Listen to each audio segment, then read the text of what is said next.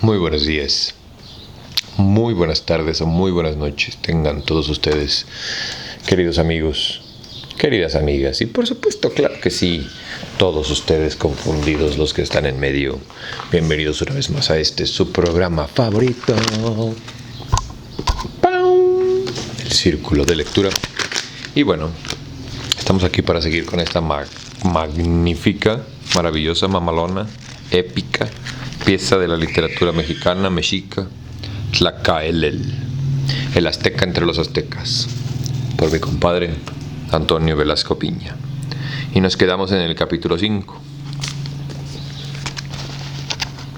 la elección de un rey. Sin más por el momento, te doy las gracias a ti por venir. Y yo soy Barbitas, esto es Tlacaelel. Comencemos. Capítulo 5, la elección de un rey. La milenaria pirámide de Chololan, bañada por los últimos resplandores del atardecer, parecía una gigantesca galera de piedra destinada a servir de sólido puente entre el cielo y la tierra. Centeotl, el sacerdote que durante tantos años y en las más adversas condiciones rigiera los destinos de la Hermandad Blanca, yacía gravemente enfermo. Cumplida su misión, la poderosa energía que le caracterizaba parecía haberle abandonado, y los rasgos de la muerte comenzaban a dibujarse nítidamente en su rostro. Con voz de tenue y apagado acento, el anciano solicitó la presencia de su sucesor.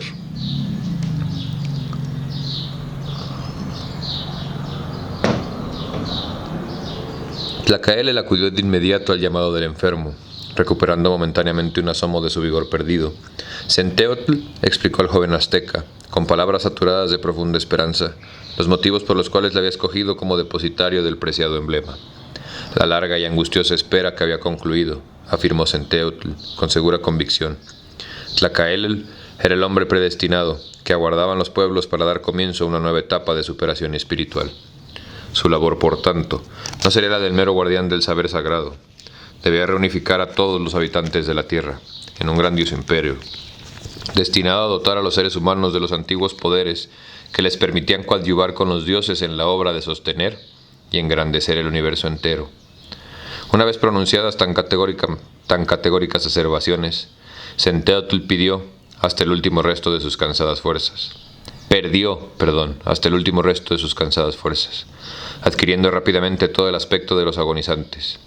A la medianoche, en ese preciso instante en que las sombras han alcanzado el máximo predominio y se ven obligadas a iniciar un lento retroceso en el corazón del sacerdote dejó de palpitar. Al día siguiente, cuando Tlacaelel se disponía a dirigirse a Teotihuacán, con el objeto de efectuar el entierro de Centeotl y llevar a cabo el retiro a que estaba obligado antes de iniciar sus actividades, fue informado de la llegada de los mensajeros provenientes de Tenochtitlan. Tlacaelel escuchó con atención el relato de los trascendentales acontecimientos que habían tenido lugar en la capital azteca, así como las contradictorias proposiciones que le hacían los integrantes del Consejo del Reino y el anciano Toscuecuetzin. Después, sin pronunciar palabra alguna, se encaminó al cercano sitio donde le fuera conferido su alto cargo, el bello patio bordeado por construcciones de simétricos contornos, situado al pie de la pirámide, y a solas, con su propia responsabilidad, reflexionó detenidamente sobre las cuestiones que le habían sido planteadas. El portador del emblema sagrado comprendió, de inmediato, el grave error de apreciación en que estaba incurriendo el Consejo al pretender entronizar a Cuetlaxtlán. La valiente actitud asumida por la juventud azteca entrañaba un reto al poderío tepacneca que Maxtla jamás perdonaría. La guerra entre ambos pueblos constituía un hecho inevitable, y en semejantes circunstancias, la designación de un monarca que hasta el último instante intentaría evitar la dura realidad que le tocaría en suerte afrontar, solo podría acarrear fatales consecuencias para los tenochas. Pues sí. La proposición de Toscuecuetzin, en el sentido de que Tlacaelel asumiese personalmente la dirección del gobierno tenocha, implicaba, al menos, evidentes ventajas. Ninguno de los habitantes del reino, incluyendo los integrantes del consejo que se mostraran más serviles a los dictados de la tiranía tepacneca, osaría desafiar abiertamente la autoridad del heredero de Quetzalcóatl. Todo el pueblo se uniría en forma entusiasta en torno suyo, desapareciendo al instante las distintas facciones que se había cindido la sociedad azteca. Sin embargo, Tlacaele desechó al inmediato la posibilidad de elegirse emperador, no solo porque estimaba que resultaría absurdo ostentar este cargo sin la previa existencia de un auténtico imperio, sino también a causa de su particular interpretación de los acontecimientos que habían procedido al desplome del segundo imperio tolteca. A su juicio, la centralización en una sola persona de las funciones de emperador y sumo sacerdote de la Hermandad Blanca había resultado igualmente perjudicial para ambas dignidades. Con su atención centrada en la gran variedad y complejidad de los problemas derivados de la administración de tan vastos dominios, los emperadores toltecas habían terminado por desatender las obligaciones inherentes a sus funciones de portadores del emblema sagrado. El relato de los últimos años del gobierno de Seacatl-Topiltzin Quetzalcóatl, dividido internamente entre su preocupación por los graves conflictos que presagiaban el desmoronamiento del imperio y su afán a continuar la tarea de lograr una auténtica superación espiritual de la humanidad, constituía el mejor ejemplo de la dificultad que representaba, en la práctica, tratar de realizar ambas funciones. Tlacaele no deseaba incurrir en el mismo error cometido por su afamado antecesor, y si bien estaba firmemente decidido a llevar a cabo la restauración del imperio, juzgaba que sería mucho más conveniente que fuese otra persona, y no él, quien ostentase el cargo de emperador, para así poder dedicar lo mejor de su esfuerzo a las labores propias de su sacerdocio, dejando para el futuro todo lo tocante en la cuestión de la posible designación de un emperador.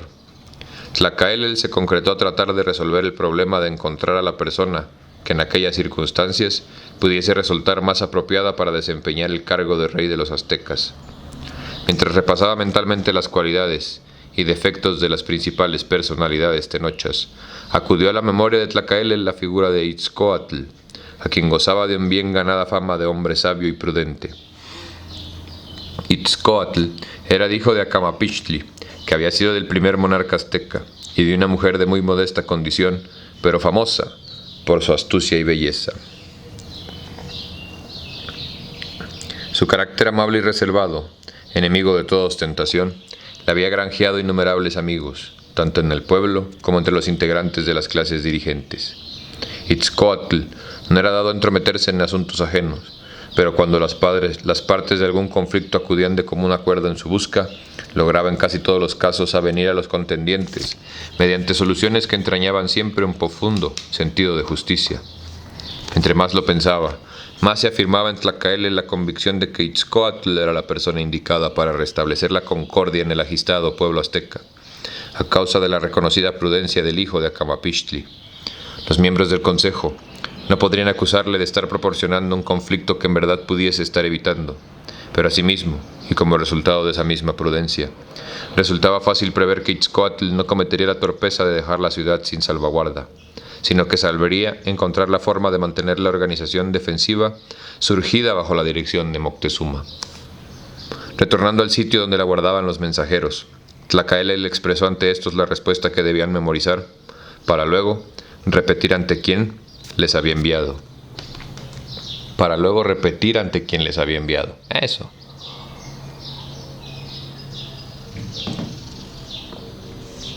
En su mensaje dirigido a los integrantes del Consejo del Reino, el portador del emblema sagrado le reprendía severamente por la ofensa que le habían inferido al pretender otorgarle un cargo dentro de dicho organismo.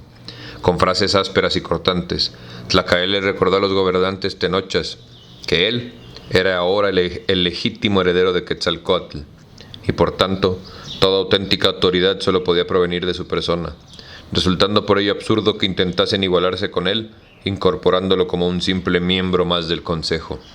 Sin embargo, concluía, estaba dispuesto a pasar por alto el agravio que se le había inferido, estimando que había sido motivado por ignorancia y no por un deliberado propósito de injuriarle, siempre y cuando acatasen de inmediato su determinación de que se entronizase a Itzcoatl. En la respuesta, enviaba a Toscuecuetzin, Tlacaele le agradecía al viejo sacerdote sus espontáneas manifestaciones de lealtad. Le informaba a sí mismo que no pensaba ejercer sus derechos para ocupar el personal cargo de emperador, sino dejar esta cuestión pendiente para el futuro. Y por último, le pedía que procediese cuanto antes a coronar a Itzcoatl como nuevo rey de los aztecas. Al término de cada uno de sus mensajes, Tlacaelel formulaba la promesa de retornar a Tenochtitlan en cuanto terminase su retiro en Teotihuacán, la antigua y sagrada capital del primer imperio tolteca. Capítulo 6. Proyectando un imperio. El entierro del pequeño envoltorio conteniendo los calcinados restos de Centeotl había concluido. Con excepción de Tlacaelel y de 2 modestos sirvientos, nadie más había acompañado los despojos del otro poderoso sacerdote en su recorrido de Chololan a Teotihuacán. Como tampoco nadie había visto las 3 solitarias figuras excavar una fosa junto a uno de los numerosos montículos existentes en las cercanías de las derruidas e imponentes pirámides.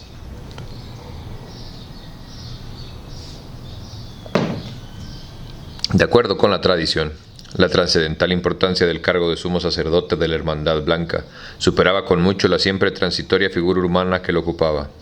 Era el cargo y no la persona el merecedor del máximo respeto. Las personas morían, pero el cargo subsistía inalterable a lo largo del tiempo. Esta distinción entre el cargo y la persona se hacía particularmente evidente en el momento de la muerte del portador del emblema sagrado. No se guardaba luto por él, ni siquiera se celebraba ninguna memoria especial con motivo de sus funerales. El nuevo sumo sacerdote preparaba personalmente la hoguera donde se efectuaba la cremación del cadáver de su antecesor y posteriormente, acompañado de los sirvientes estrictamente indispensables para el transporte de los restos, conducía a estos hasta el lugar donde se hallaban las ruinas de la primera metrópoli imperial de los toltecas, y ahí, sin mediar mayores formalidades, procedía a darle sepultura. No somos nada, güey. Cumplida su última obligación con su predecesor, Tlacaelel, ayudado por la pareja de sirvientes que le acompañaba, se dio a la tarea de construir 2 improvisados albergues bajo la sombra de la mayor de las pirámides. El primero de aquellos refugios estaba destinado a servir de morada al portador del emblema sagrado. El segundo lo ocuparían sus sirvientes, los cuales tenían la obligación de suministrarle la escasa ración de alimentos que habría de requerir mientras durase su retiro. Rodeado por vestigios que denotaban la existencia de un grandioso pasado, Tlacaelel dio comienzo a la difícil tarea de proyectar los cimientos sobre los cuales debía estructurarse el imperio que empezaba a forjar, así como los medios de que había de valerse para lograr que la humanidad renovase su impulso hacia una siempre mayor elevación espiritual.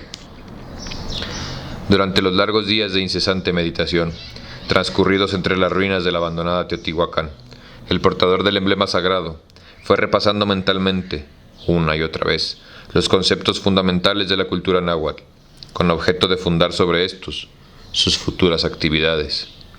Según los antiguos conocimientos, existía por encima y más allá de todo manifestado un principio supremo, un Dios primordial, increado y único, pero esta deidad o energía suma, aun cuando es el cimiento del mismo cosmos, resulta por su misma superioridad incognoscible en su verdadera esencia. Ahora bien, al comenzar a manifestarse los distintos planos de la existencia, el principio supremo se expresa siempre ante la humana observación como una dualidad, esto es, como una lucha de fuerzas aparentemente antagónicas que a través de su perenne oposición, dan origen a todos los seres. Los dioses y las plantas, al igual que los astros y los hombres, son productos de esta interminable contienda creadora que abarca al universo entero. Poder captar el ritmo conforme el cual van predominando alternativamente las diferentes energías contenidas en todas las cosas, constituía uno de los objetivos fundamentales de la sabiduría de los antiguos. Para lograrlo, se habían valido de una paciente y metódica observación de los astros, hasta llegar a precisar con minuciosa exactitud las diferentes influencias que los cuerpos celestes ejercen sobre la Tierra, adquiriendo asimismo suficientes conocimientos para poder aprovechar adecuadamente estas influencias. Esta imposibilidad de conocer y aprovechar los influjos celestes representaba un elevado logro, pero no era el más alto de los conquistados por los más sabios de antaño, los cuales habían alcanzado el máximo ideal al que ser alguno pudiese aspirar: colaborar conscientemente al armónico funcionamiento del universo. Devolver a la humana naturaleza su olvidada misión de coadyuvar al engrandecimiento del universo representaba el principal propósito al que Tlacaelel pensaba encaminar su empeño, y mientras meditaba sobre los medios que habría de valerse para ello, su atención se vio atraída por los rojizos rayos de luz del amanecer, que al proyectarse sobre los costados de la pirámide mayor, parecían resaltar aún más las prodigiosas dimensiones de la milenaria construcción. Súbitamente, una idea que entrañaba una empresa de colosal magnitud cruzó por el cerebro de Tlacaelel. Ya que el sol era la fuente central de donde emana la energía que permite la vida, si se lograba contribuir a su sustentación e incrementar su desarrollo, ello se traduciría en un generalizado beneficio para todos los seres que pueblan la tierra. Desde tiempos remotos, aquellos que se habían dedicado a observar con detenimiento el proceso que detiene lugar los seres vivientes a lo largo de su existencia, habían llegado a la conclusión de que los seres humanos, en el instante de ocurrir su muerte, generaban una cierta cantidad de energía que era inmediato absorbida por la luna y utilizada por ésta para proseguir su crecimiento. Con base a ello, Tlacaelel concluyó que si en un determinado momento el número de personas que morían era en extremo abundante, la luna se vería incapacitada para aprovechar este exceso de energía, la cual pasaría a ser absorbida por el sol, pues éste, en virtud de sus proporciones, resultaría ser el único cuerpo celeste capaz de utilizar la sobreabundancia de energía intempestivamente generada desde la Tierra. Resultaba evidente que tan ambicioso proyecto, colaborar al mantenimiento y engrandecimiento del Sol, solo podía llevarse a cabo tras la previa unificación de la humanidad en un imperio que únicamente reconociese como fronteras los 4 confines del mundo, los 2 mares insondables cuyas aguas flanqueaban la tierra, los calcinantes y lejanos desiertos del norte, y las impenetrables selvas situadas más allá de las regiones habitadas por los mayas. Una vez fijados los objetivos fundamentales del imperio, cuya creación proyectaba, Tlacaelel resolvió dar por concluido su retiro y retornar a Tenochtitlan. Así pues, ordenó a uno de los sirvientes que acompañaban se encaminase de inmediato rumbo a la capital azteca, con la misión de informar a las autoridades tenochas de la fecha que habría de arribar a la ciudad el heredero de Quetzalcóatl. Capítulo 7. 2 hombres buscan una canoa.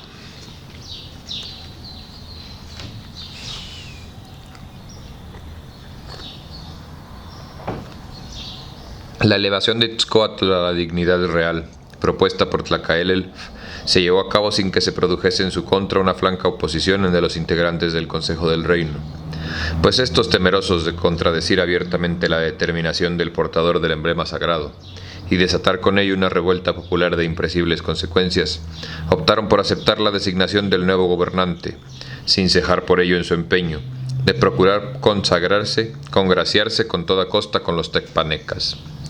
La sencilla pero emotiva ceremonia de coronación presidida por Toscuecuetzin suscitó en la población azteca generalizados sentimientos de optimismo y confianza.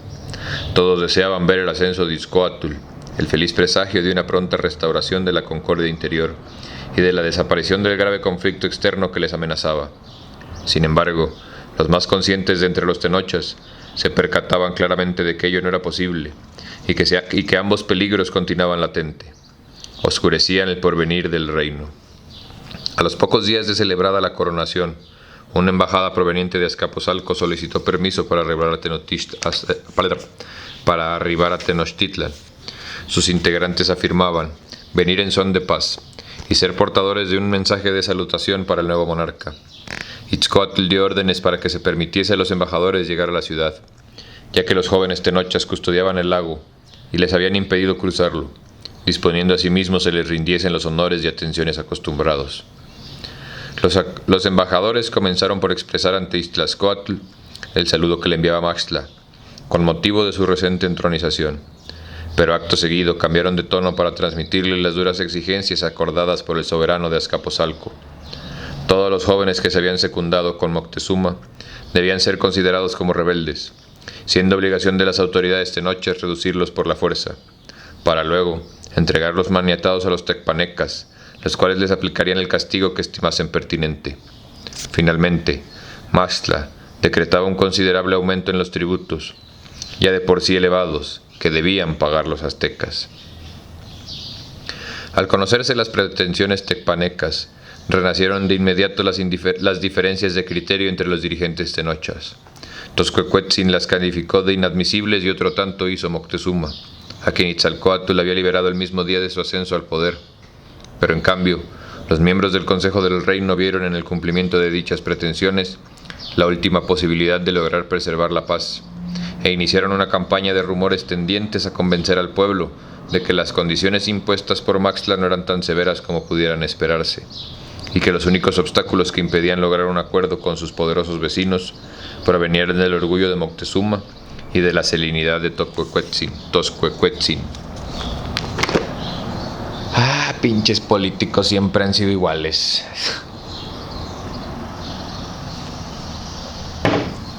Correspondía a Itzcoatl decir la última palabra, pero este había resuelto no tomar ninguna determinación sobre tan importante cuestión hasta no conocer la opinión de Tlacaelel. Así pues, se limitó a responder con evasivas a los requerimientos de los embajadores. Percatándose de la inutilidad de sus esfuerzos para determinar cuál sería la conducta que asumiría en lo futuro el gobierno azteca, los emisarios de Maxtla dieron por concluida su misión en la corte de Itzcoatl y anunciaron su próximo regreso a Azcapotzalco. Las elegantes canoas que transportaban a los funcionarios tecpacnecas se cruzaron en su viaje de retorno con una modesta embarcación tripulada por un solitario individuo. Ninguno de los orgullosos personajes prestó mayor atención a la figura de aquel sujeto cuyo humilde atuendo revelaba su condición de sirviente. En cuanto hubo llegado a Tenochtitlan, el cansado viajero se presentó ante las autoridades para darles a conocer el mensaje del cual el portador, el informe de que desde Teotihuacán enviaba a Tlacaelel respecto de la fecha en que proyectaba llegar a la capital azteca. A través de la única abertura que hacía las veces de ventana en su paupérrima choza, la anciana Ixquixóchitl contemplaba con ánimo entristecido las cercanas aguas del lago. Una completa y anormal quietud prevalecía en el ambiente. No se escuchaba voz alguna ni se veía una sola figura humana en las restantes casas que integraban la aldea donde moraba Ixquixóchitl. Todos los habitantes del pequeño poblado se habían marchado, muy de mañana rumbo a Tenochtitlan, a participar en la recepción que se había organizado en honor del primer azteca que alcanzaba el más alto privilegio a que se podía aspirar hombre alguno sobre la tierra: portar sobre el pecho el emblema sagrado de Quetzalcóatl. Al recordar que ninguno de sus vecinos se había ofrecido para llevarla a la ciudad a presenciar los festejos, un amargo resentimiento hizo brotar gruesas lágrimas de los cansados ojos de la anciana. Jamás Ixquilxóchitl había sentido tan cruelmente el peso de su invalidez como en aquellos instantes, en que de buena gana habría dado lo que le restaba de vida, a cambio de poder estar presente en Tenochtitlan, asistiendo con todo el pueblo azteca a la recepción que se había preparado Tlacaelel. La existencia de Ixquixóchitl se hallaba muy marcada por un trágico destino. Siendo aún muy pequeña había perdido a sus padres y a la mayor parte de su familia, a resultas de la grave epidemia de una misteriosa enfermedad que asolara años atrás las tierras de Anáhuac. Felizmente casada con el hombre a quien amaba, un pescador de muy modesta condición, poseedor de un carácter en extremo bondadoso, su matrimonio se había visto tan solo ensombrecido por la carencia de anhelados vástagos. Cuando ya en edad madura, Ixquixóchitl sintió al fin los primeros síntomas del embarazo. Tuvo por cierto que estaba próximo el día en que habría de completarse su dicha, pero el alumbramiento tuvo fatales consecuencias, produciendo la muerte del hijo tan largamente esperado y ocasionando en la madre una extraña dolencia que paralizó casi todo su organismo, preservando tan solo su capacidad de raciocinio y sus funciones vegetativas. Los constantes cuidados que prodigiaba Ixquixóchitl, su devoto esposo, unidos al lento transcurrir del tiempo, fueron devolviendo a la enferma algunas de sus perdidas facultades. Recuperó el habla, así como el movimiento en la mitad superior de su cuerpo.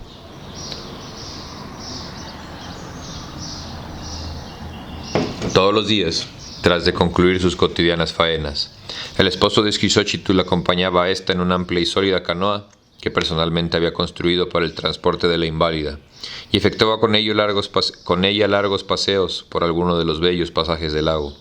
Mientras la balsa se movía pausadamente a través de las aguas, la pareja acostumbraba a entonar un alegre acento, algunas canciones. Al morir su esposo, Ixquixóchitl se vio reducida a subsistir gracias a la caridad de los habitantes de la aldea. Nadie volvió ya a pasear a la anciana por las riberas del lago, y esa tuvo que resignarse a contemplar el mismo paisaje a través de la angosta ventana de su choza. La pesada canoa, en que efectuara antaño sus gratos recorridos lacustres, fue llevada al interior de su habitación, y su contemplación llenaba de recuerdos el lento transcurrir de sus solitarios días. Cuando los juveniles y entusiastas seguidores de Moctezuma se dieron a la tarea de establecer un sistema defensivo en torno a la capital azteca, comenzaron por concentrar en unos cuantos embarcaderos, debidamente fortificados, las canoas dispersas por las distintas orillas del lago. Los encargados de llevar a cabo esta concentración, tras previa inspección de la aldea donde avisaba Ixquilxóchitl, decidieron que un poblado tan pequeño no ameritaba la construcción de obras de defensa, y por tanto resolvieron trasladar a otro sitio las escasas lanchas existentes en este lugar. Al percatar que intentaban despojarla de su querida canoa, Ixquilxóchitl se había aferrado a ella, implorando lastimeramente que le permitiesen conservarla.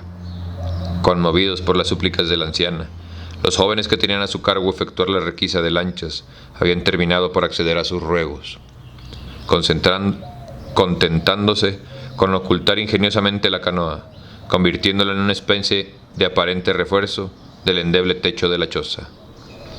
Ante la imposibilidad de asistir a Tenochtitlan a contemplar la llegada del portador del emblema sagrado, Ixquilxóchitl trató de compensar mediante un esfuerzo de su imaginación la incapacidad física que la mantenía inmovilizada. En su ágil mente fue trazando una completa representación de todo lo que suponía debía estar ocurriendo en aquellos instantes en la capital del reino. Centenares de sirvientes ricamente vestidos precedían al heredero de Quetzalcóatl anunciando su proximidad con rítmico toque de tambores y atabales. A continuación, 20 altivos guerreros marchaban sosteniendo con fornidos brazos una ancha plataforma elaborada con maderas preciosas. Sobre la plataforma, en un sitial bellamente adornado con incrustaciones de oro y jade, lucía imponente la figura de Tlacaelel, ataviado con lujosos y vistosos ropajes. Pendiente de su cuello y sostenido por una gruesa cadena de oro, portaba el reverenciado emblema que ostentaran en el pasado los poderosos emperadores toltecas, el enorme caracol marino de Quetzalcóatl. Ixquilxóchitl había oído decir que Tlacaelel era un hombre joven, pero ella se negaba terminantemente a conceder la menor validez a semejante absurdo. Sin duda alguna el heredero de Quetzalcóatl era un anciano de larga cabellera blanca y de rostro eriático, desprovisto de toda pasión ni emoción humanas, con la vista perdida en el infinito, atento solo a las voces superiores de los dioses.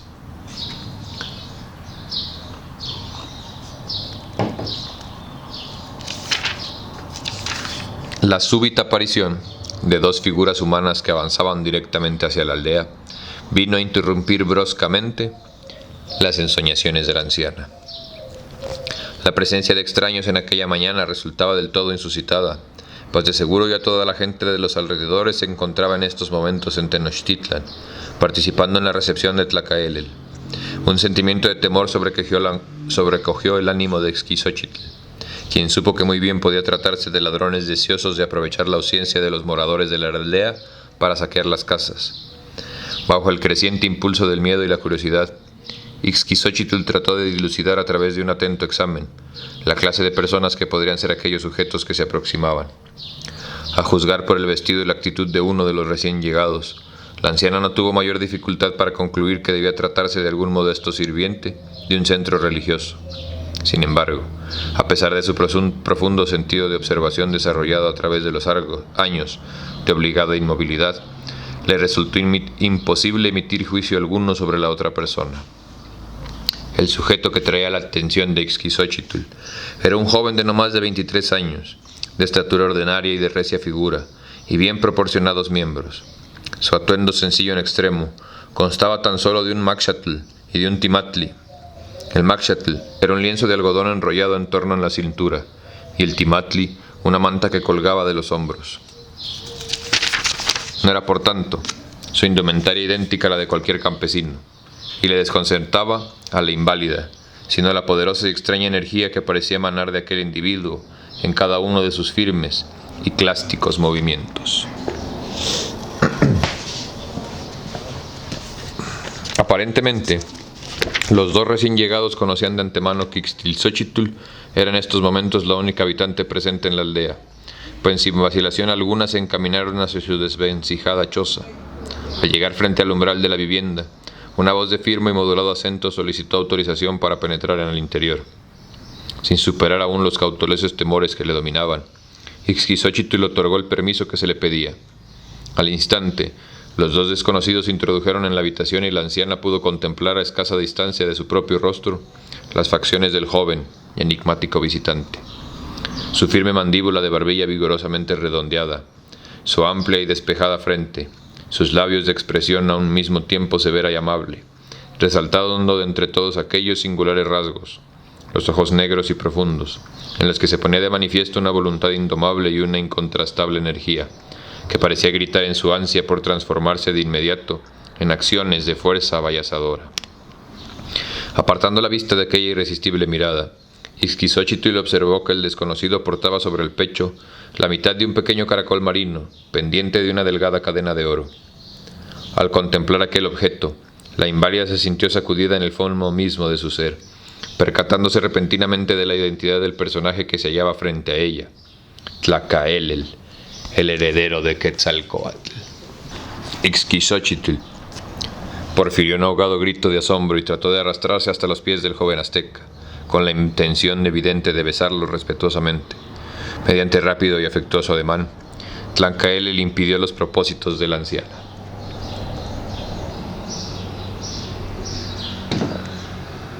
Esbozando una amable sonrisa, el portador del emblema sagrado tomó asiento al lado de la inválida e inició con ésta una amena conversación, relatándole un lejano acontecimiento de su niñez, tras de una infectuosa y agotadora mañana, dedicada a tratar de cazar patos silvestres con su pequeño arco.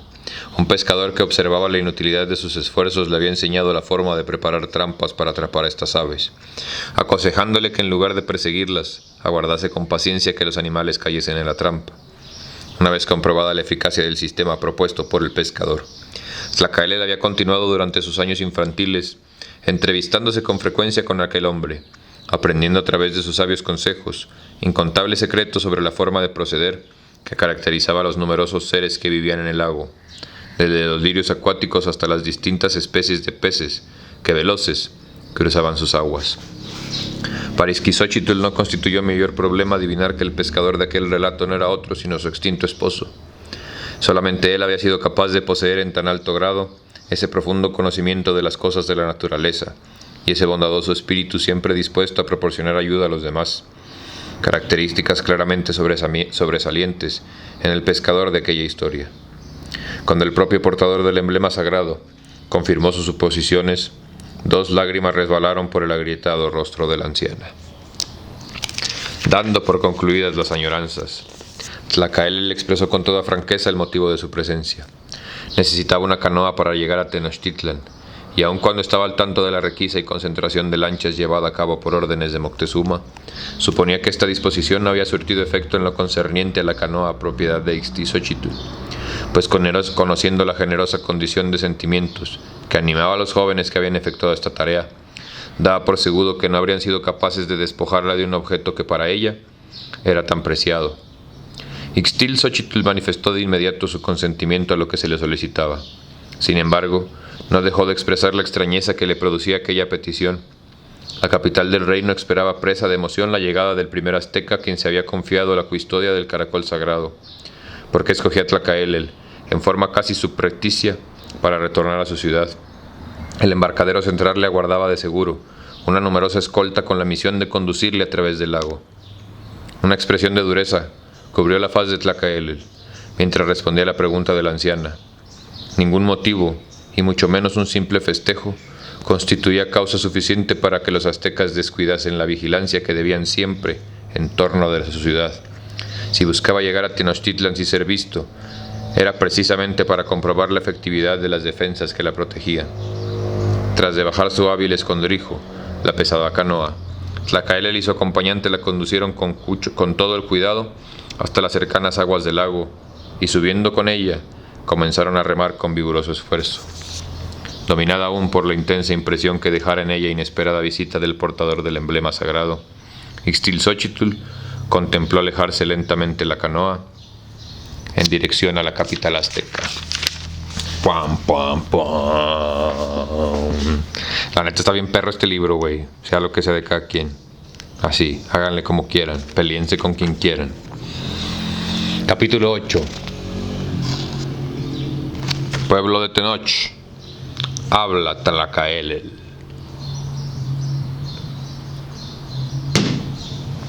Los luminosos rayos del sol se reflejaban con perfecta claridad en las tranquilas aguas del lago. Con excepción de la lancha en que viajaban Tlacaelel y su sirviente, ningún observador había alcanzado a contemplar una sola embarcación en aquel inmenso espejo de agua. Todo parecía indicar que ante el atractivo de participar en la alegre recepción, los aztecas habían descuidado una vez más la vigilancia de su ciudad capital. Repentinamente, surgidas de entre un trúpido conjunto de lirios y juncos, 3 rápidas canoas comenzaron a maniobrar con clara intención de cerrar el paso a la embarcación de Tlacaelel. Las canoas eran tripuladas por jóvenes guerreros tenochas fuertemente armados, que hacían sonar incessantes sus caracoles de guerra, sin atender a las voces que les ordenaban detenerse. Tlacaelel y su acompañante continuaron avanzando. Muy pronto, una andanada de flechas pasó silbando sobre sus cabezas, obligándoles a cambiar de decisión. En breves instantes, las 3 veloces canoas rodearon la lenta embarcación. Una expresión de indescriptible asombro, reflejóse en los juveniles semblantes al reconocer a Tlacaelel y perpetrarse que acababan de lanzar flechas nada más y nada menos que al sumo sacerdote de Quetzalcóatl. La cordial sonrisa contenida en el rostro del portador del emblema sagrado disipó de inmediato el temeroso asombro de los guerreros. Con amables frases, Tlacaelel elogió su conducta. Nos congratulamos, nos alegramos. He aquí que la ciudad de Huitzilopochtli no está ya más a merced de sus enemigos. Ahora está prevenida, ahora está alerta. Ya llega el día en que seremos nosotros, ya llega el día en que viviremos. Tras de dialogar brevemente con los vigilantes defensores de la capital, Tlacaelel prosiguió su interrumpido viaje. 2 de las canoas que le interceptaron retornaron a su escondrijo entre los juncos, mientras la otra daba escolta a su embarcación.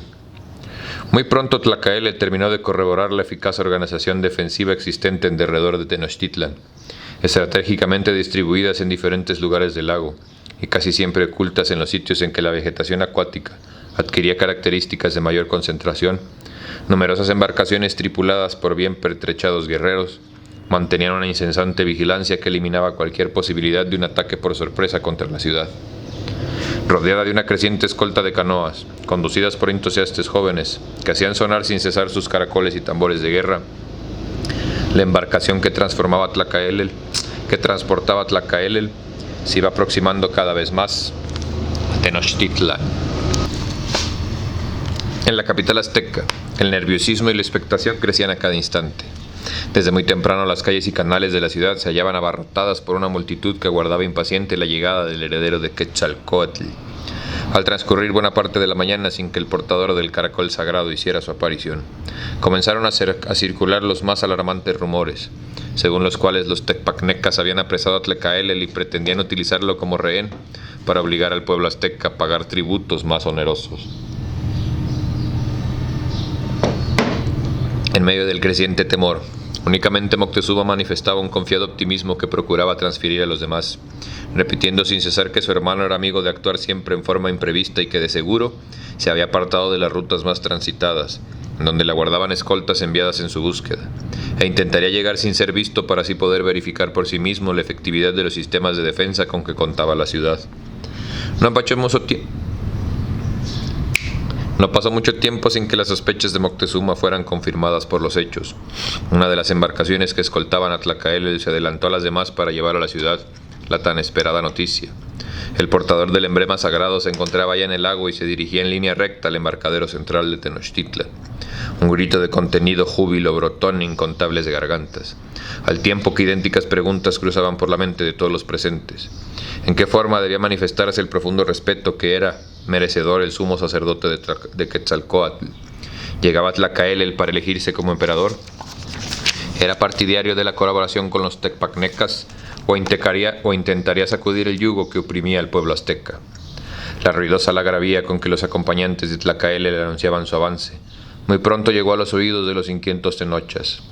Miles de manos señalaron hacia el lejano sitio en el horizonte en donde un conjunto de pequeños puntos negros se iban agrandando rápidamente hasta transformarse en veloces canoas que rodeaban una lancha de pausado avance. Al llegar junto a la orilla, Tlacaelel abandonó la embarcación de un ágil salto, pisando con pie firme el suelo de la capital azteca. Siento que me hace falta una caja de sonidos, güey, para acá darle más dramatismo a este pedo, ¿sí o no? ¿Sí o no? ¿Sí o no?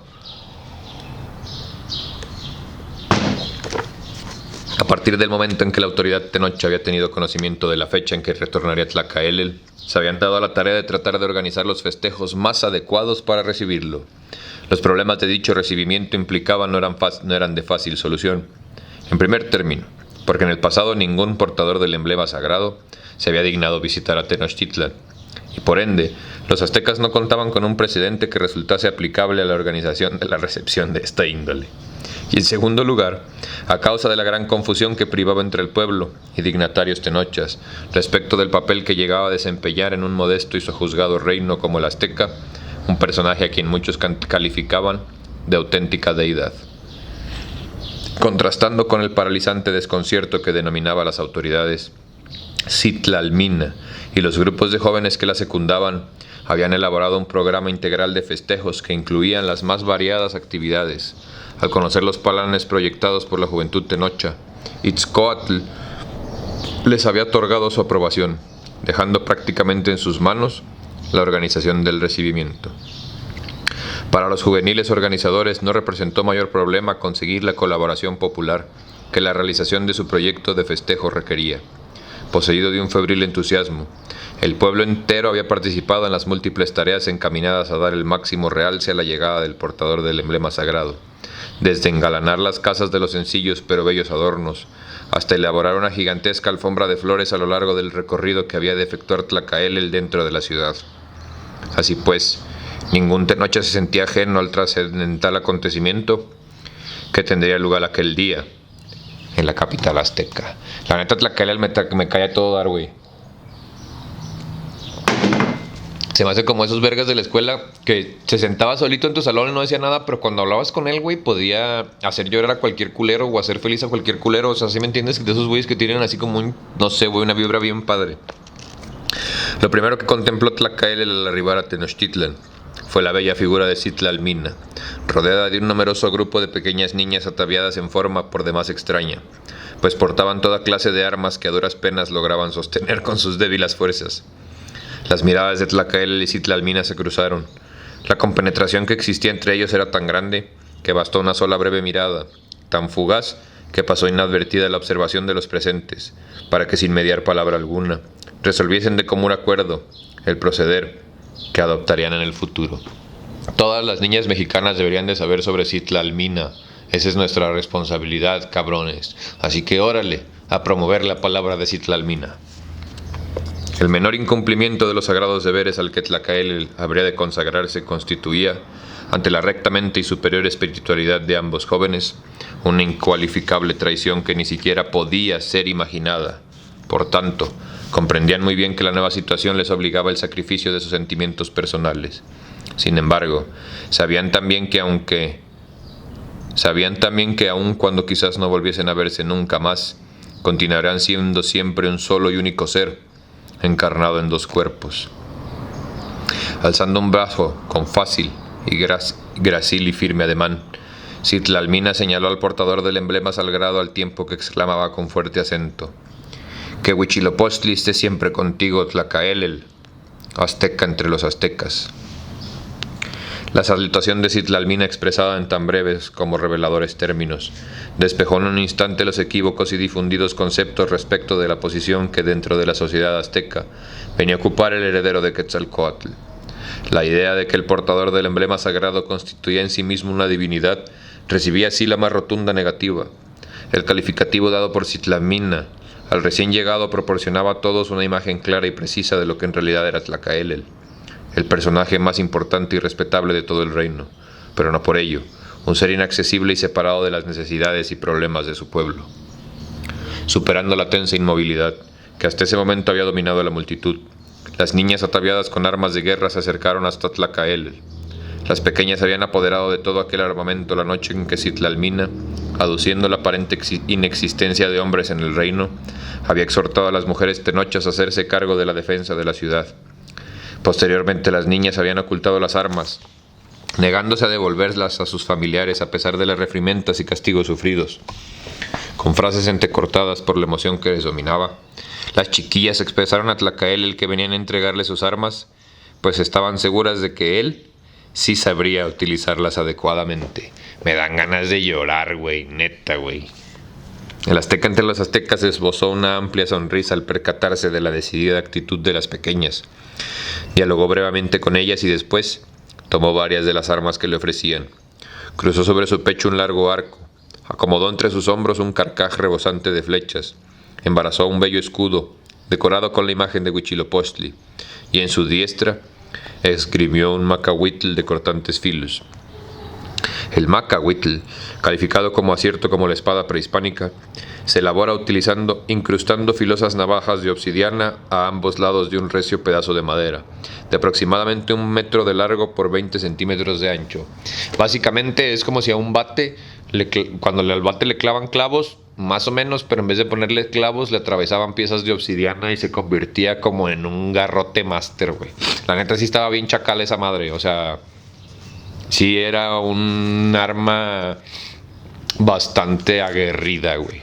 Y era de obsidiana, o sea, las puntas o con lo que desgarraba o lo que estaba preparado para hacer daño no era nada más el golpe, ¿no? El golpe como contuso, ¿no? ¿Cómo se llama en esos pedos de la medicina? Pero además, güey, los pedazos de obsidiana que eran un trip como así, que sobresalían del bate o del garrote, con el garrote, y pues con eso se daban en la madre, güey, imagínate. En fin.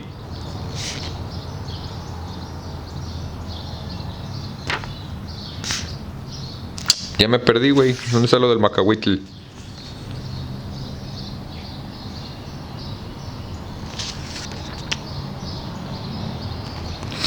Una vez ataviado con las armas tradicionales de los guerreros náhuatl, Tlacaelel dio comienzo a su triunfal recorrido por la capital azteca. La acertada salutación de Citlalmina y la confiada actitud de las pequeñas habían torcado en breves instantes los sentimientos populares, abandonando su actitud inicial, nerviosa e insegura. La multitud desbordóse en un creciente y frenético entusiasmo. La inmensa muchedumbre que ovacionaba a Tlacaelel se fue haciendo más compacta al irse acercando al centro de la ciudad. Desde las azoteas de las casas caía una incesante lluvia de flores, lanzada por grupos de mujeres que entonaban alegres canciones. Un elevado número de tenochas vestía atiendos guerreros, manifestando así su forma de sentir ante el conflicto que afrontaba el reino. Sus estruendosos cantos de guerra impregnaban el ámbito con bélicos acentos. Sin embargo, Tlacaelel pudo percatarse de que entre la multitud había también muchas personas, todas ellas de muy modesta condición, que cargaban canastillas conteniendo algunos de los productos con los cuales se cubrían los tributos a los tecpagnecas. Los portadores de las canastillas no cesaban de expresar a grandes voces sus deseos de que la paz se mantuviese a cualquier precio. No queremos guerra, paguemos los tributos a Maxtla y salvemos nuestras vidas y nuestras cosechas. Esta, al parecer sincera exteriorización de los sentimientos pacifistas, era en realidad un producto de la nueva maniobra de los integrantes del Consejo del Reino, convencidos de que la actitud que adoptase Tlacaelel resultaría determinante para los futuros acontecimientos. Habían distribuido entre la población más pobre generosos donativos, incitándola a que manifestase ante el portador del emblema sagrado fervientes anhelos de paz, con objeto de presionarlo a que asumiese una actitud conciliadora ante las pretensiones de Maxtla.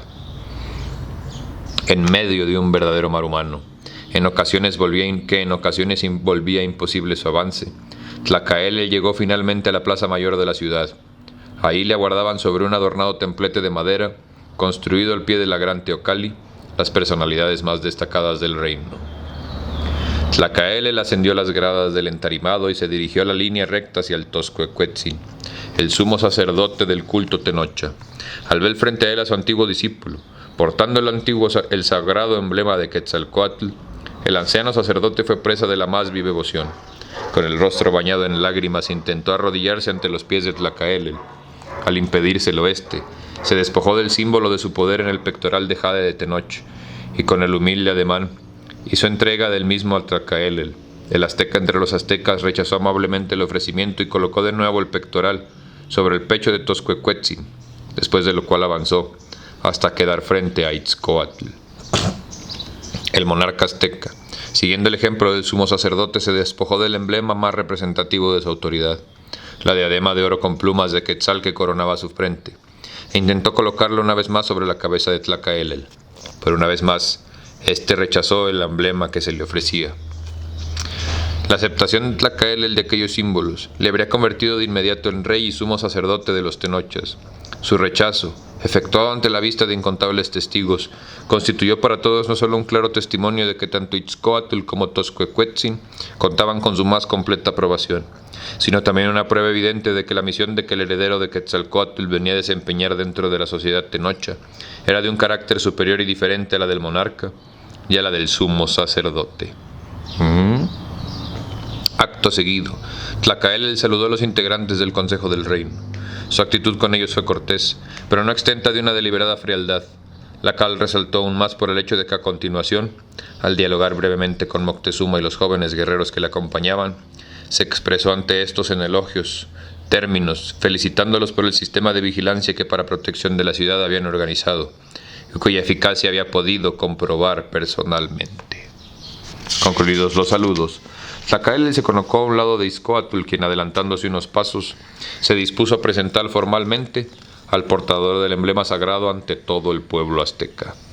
Con recia y emocionada voz, el monarca afirmó: Tlacaelel, sacerdote de Quetzalcóatl, sé bienvenido, te aguardábamos.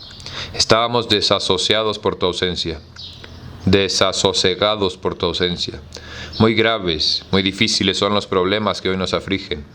Los de Azcapotzalco ya no recuerdan. Se ha olvidado del valor de nuestros pasados servicios y hoy nos amenazan con la destrucción si no accedemos a sus exigencias.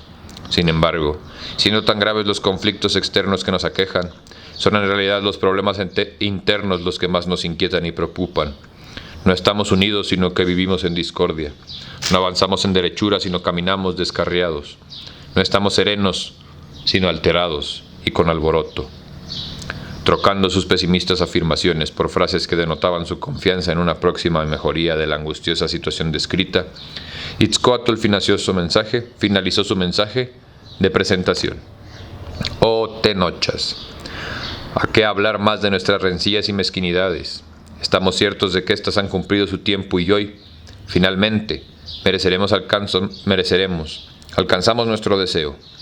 El sucesor de Quetzalcóatl, el legítimo heredero de los emperadores toltecas, el sumo sacerdote de la Hermandad Blanca, se encuentra ya entre nosotros. Pueblo de Tenoch, habla Tlacaelel. Un impresionante silencio extendióse por la enorme plaza. La gigantesca multitud congregada en ella dio estática como si repentinamente en algún conjuro la hubiese petrificado. Hasta el aire mismo pareció detenerse para escuchar expectante el trascendental mensaje que ahí iba a pronunciarse. El opresor silencio y la antinaturalidad e inmovilidad produjeron una insoportable tensión en el ambiente, y en el instante mismo que éste llegó al máximo, escuchóse una voz con sonoridades del trueno. ¿Qué es esto, tenochas? ¿Qué hacéis vosotros? ¿Cómo ha podido llegar a existir cobardía en el pueblo de Huitzilopochtli? Aguardad, meditad un momento, busquemos todos juntos un medio para nuestra defensa y honor, y no nos entreguemos afrentosamente en manos de nuestros enemigos. ¿A dónde iréis? Este es nuestro centro. Este es el lugar donde el águila despliega sus alas y destroza a la serpiente. Este es nuestro reino. ¿Quién nos lo defenderá? ¿Quién pondrá a reposo su escudo? Que resuenen los cascabeles entre el polvo de la contienda, anunciando al mundo nuestras voces. Las palabras de Tlacaelel, pronunciadas con indescriptible energía, comenzaron a operar desde el primer momento un misterioso efecto en la multitud. Bajo su influjo, las incontables conciencias personales parecieron fundirse en una sola alma, alerta y poderosa, que aguardaba ansiosa encontrar una finalidad a su existencia. El verbo arrebatador del azteca entre los aztecas continuaba haciendo vibrar a su pueblo y hasta las mismas piedras de los edificios. El tiempo de la ignominia y la degradación ha concluido. Llegó el tiempo de nuestro orgullo y nuestra gloria. Ya se ensancha el árbol florido, flores de guerra abren sus corolas. Ya se extiende la hoguera haciendo hervir a la llanura del agua. Ya están enhiestas las banderas de plumas de Quetzal, y en los aires se escuchan nuestros cantos sagrados. Elevando aún más el tono de su voz, el portador del emblema sagrado concluyó: que se levante la aurora, serán nuestros pechos murallas de escudos, Serán nuestras voluntades lluvia de dardos a nuestros enemigos. Que tiemble la tierra y se estremezcan los cielos. Los aztecas han despertado y se yerguen para el combate. La vibrante alocución de Tlacaelel había llegado a su término. El heredero de Quetzalcóatl quedó inmóvil y silencioso. Su rostro tornóse impasible e inescrutable. Solo sus ojos continuaban despidiendo desafiantes fulgores. Durante breves instantes la multitud guardó el mismo respetuoso y absoluto silencio con que acachara la encendida arenga. Después, la enorme plaza pareció estallar a resultas del ensordecedor estruendo que desatóse en su interior. Retumbar de tambores incesantes y enardecidos vitores, retadores cantos de guerra, llanto emocionado de mujeres y niños. Los portadores de canastillas conteniendo tributos para los tecpacnecas las estrellaban contra el suelo y luego las pateaban con furia, haciendo patente su radical cambio de opinión. Al igual que todos los seres, los pueblos tienen también sus correspondientes periodos de nacimiento, infancia, adolescencia, juventud, madurez, vejez y muerte. El pueblo azteca había nacido en Aztlán, y los sabios de su superior visión y elevada espiritualidad que moraban en aquellas lejanas tierras les habían profetizado un glorioso destino. Vino luego la acerosa etapa de su infancia, transcurrida en un continuo deambular por regiones hostiles, buscando sin cesar la señal del águila devorando a la serpiente, cuyo hallazgo marcaría a un mismo tiempo el inicio de su adolescencia y su definitivo asentamiento en un territorio robado a las aguas.